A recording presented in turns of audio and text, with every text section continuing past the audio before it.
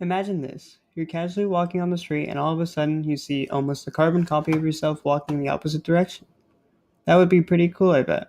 So cool, in fact, you might want to make sure you didn't just see something by following this double. But even at closer glance, you still find yourself doubting. Eventually, you meet your double and you dislike their attitude, opinions, and responses. However, you're still intrigued by their presence. It's someone who looks exactly like you after all. As you see this person more often, the more intrigued you get, but also the more you start to hate their guts. Your obsession with your double accelerates wildly until you wake up in a hospital with people saying everything you know is imaginary. Welcome to the real world, otoscopy patient.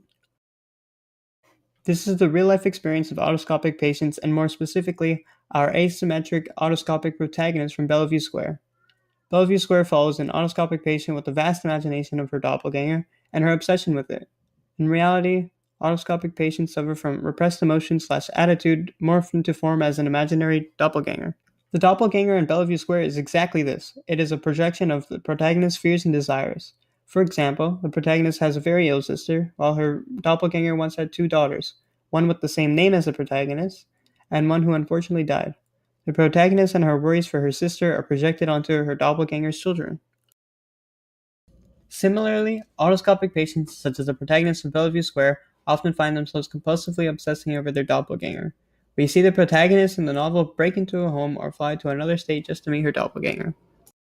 Her doppelganger, however, seems to understand that she's sick and is seeing an imaginary doppelganger.